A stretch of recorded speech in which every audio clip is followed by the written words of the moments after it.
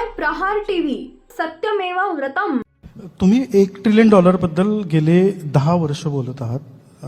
सातत्याने त्या दिशेनं प्रयत्न महाराष्ट्र सरकार म्हणून करू पाहतात. अर्थमंत्री म्हणून सुद्धा सातत्यानं हा एक मुद्दा येतो की $1 ट्रिलियन इकॉनॉमी. त्याच्या आधी कदाचित आपल्याला असं काही 1 ट्रिलियन 5 ट्रिलियन असे आकडे समोर नव्हते. हे करताना महाराष्ट्राच्या दृष्टीनं जवळपास अर्थव्यवस्था दुप्पट करण्यासारखं आहे. म्हणजे एखाद्याची क्षमता 50 किलो वजन उचलायची असेल तर त्यांना आता 100 किलो उचलायचे. अशा वेळी तुम्ही जो उल्लेख केलात प्रशासनाचा, तो अतिशय की फॅक्टर असणार आहे. आणि प्रशासनामध्ये फक्त सूचनांवर काम होत नाही तर पूर्ण रिफॉर्म्स आणावे लागतील. ती तुमचं सरकार म्हणून कितपत तयारी आहे? पहिल्यांदा तुम्हाला एक आकडा मी सांगतो, म्हणजे आपल्याला कुठे जायचं आणि कसं जाऊ शकतो, म्हणजे इज इट रिअली अचिवेबल. तर 2013-14ला ज्यावेळेस मी मुख्यमंत्री झालो त्यावेळी आपल्या अर्थव्यवस्थेचा साईज होता 12 लाख कोटी, अराउंड 12-12.5 लाख कोटी. 2019ला ज्यावेळी आम्ही दुसऱ्यांदा निवडून आलो, सरकार नाही बनलं पण दुसऱ्यांदा निवडून आलो, तोपर्यंत 5 वर्षामध्ये आपला साईज झाला होता 25 लाख कोटी. त्याच्यानंतर आता पुन्हा या 5 वर्षामध्ये अर्धा वर्ष का त्यांचं सरकार, अर्धा काळ आमचं सरकार, असं करत करत आत्ता आपला साईज झाला 42 लाख कोटी. सो तुम्ही एक लक्षात घ्या की आपली वाढण्याची क्षमता काय आहे. आणि आपण जर कोविडचे वर्ष समजा बाजूला ठेवले तर आपला जो वाढीचा रेट आहे, आपला जो CAGR आहे, तो जवळपास 10% आहे. आणि म्हणून 2016 साली पहिल्यांदा मी ही भूमिका मांडली की महाराष्ट्रामध्ये क्षमता आहे की Maharashtra can become first sub national $1 trillion economy.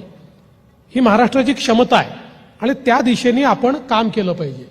आणि म्हणून मग त्या संदर्भातले काही मानकं आम्ही ठरवले, काही काम आम्ही केलं. ठीक आहे, मध्ये कोविडचे काही वर्ष आणि मध्यंतरीच्या सरकारने एक ब्रेक लावला, त्याच्यामुळे इन्फ्रास्ट्रक्चरचे प्रोजेक्ट थांबले, कॉस्ट ओव्हररन झालं, आपला पहिल्यांदा निगेटिव्ह ग्रोथमध्ये आपण गेलो. पण त्यानंतर पुन्हा सरकार आल्यावर आपण ती गती जी आहे ती मोठ्या प्रमाणात वाढवलेली आहे. सगळ्यात महत्वाचं काय आहे की आज आपण जर बघितलं तर स्पीड ऑफ ट्रॅव्हल आणि स्पीड ऑफ डेटा या 2 गोष्टी अशा आहेत की ज्याच्या आधारावर पुढची आपली गती जी आहे, वाटचाल जी आहे आणि ग्रोथ जी आहे ही त्या ठिकाणी ठरणार आहे. आणि म्हणून या क्षेत्रामध्ये आपल्याला एकीकडे इन्फ्रास्ट्रक्चरची निर्मिती करून एक मोठं नेटवर्क असं तयार करायचं की ज्यातनं आपण ग्लोबल सप्लाय चेनचा भाग झालो पाहिजे. त्याकरता लॉजिस्टिक्स ज्याला आपण म्हणतो त्याकरता चांगले रस्ते असले पाहिजे, चांगलं पोर्ट असले पाहिजे, चांगले एअरपोर्ट असले पाहिजे. या सगळ्या गोष्टी आपण त्या ठिकाणी आपल्या अजेंड्यावर घेतल्या. आणि अर्थातच स्पीड ऑफ डेटा हा देखील महत्वाचा आहे. म्हणजे आज आपण 5G लॉन्च केलेला आहे, आपली फायबर आता गावोगावी पोहोचलेली आहे आणि त्याला लिव्हरेज आपल्याला कसं करता येईल. खरं म्हणजे आपण आता असं म्हणतो की अलीकडच्या काळामध्ये ऑइल हे पूर्वी आपण असं म्हणायचो की ज्याच्याकडे ऑइल आहे तो जगावर राज्य करेल. आता आपण असं म्हणतो की डेटा ज्याच्याकडे आहे, डेटा इज न्यू ऑइल, आणि डेटानी ऑइलची किंमत सरपास केलेली आहे. आता हा जो सगळा डेटा आहे, या डेटाचा सगळ्यात जास्त खजाना कोणाकडे आहे? तो सरकारकडे आहे.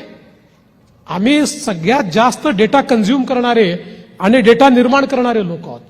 त्याच्यामुळे या सगळ्या आमच्या ॲबिलिटीला लिव्हरेज करणं, मॅन्युफॅक्चरिंग सेक्टरला लिव्हरेज करणं, अशा प्रकारच्या अनेक गोष्टींना आपण त्या ठिकाणी एकत्रित केलं. आणि एक आपण इकॉनॉमिक ॲडवायझरी काउन्सिल तयार केली होती. त्या काउन्सिलने आपल्याला एक पुढच्या 5-7 वर्षाचा प्रोग्राम दिलेला आहे की ज्या प्रोग्रामच्या आधारावर आपण आपला ग्रोथ रेट हा ॲक्सिलरेट करू शकतो आणि त्यातनं आपण व्हॅल्यूज ज्या आहेत त्या क्रिएट करू शकतो.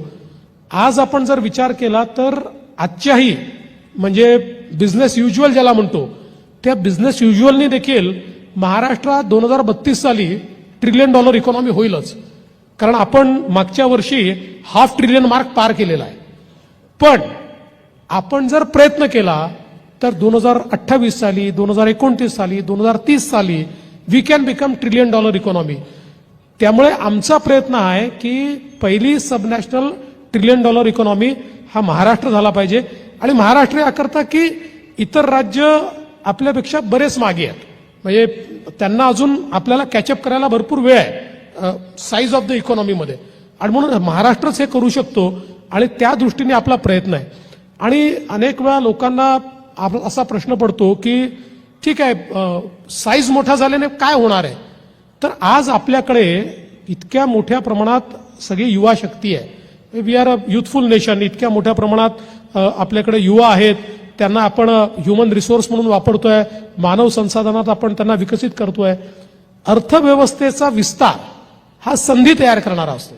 जेव्हा अर्थव्यवस्था विस्तारित होते त्यातनं अपॉर्च्युनिटीज तयार होतात, सगळ्या क्षेत्रात तयार होतात. आज जर या आपल्या समजा आपण चांगल्या इन्स्टिट्यूशन्स उभ्या केल्या, चांगले त्यांना शिकवण दिली, पण अपॉर्च्युनिटीजच नसतील, तर वेस्टफुल अशा प्रकारचं मानव संसाधन तयार होईल. त्यामुळे ती लायबिलिटी न तयार होता ती एक कॉन्ट्रीब्यूट करणारं ह्युमन रिसोर्स आपल्याला कसा तयार करता येईल, या दृष्टीनं हे $1 ट्रिलियन विचार आपण केला आहे. त्यामुळे मला विश्वास आहे की जी गती आपण पकडलेली आहे ती गती आपण योग्य प्रकारे सस्टेन करू शकलो तर will become the first $1 trillion economy.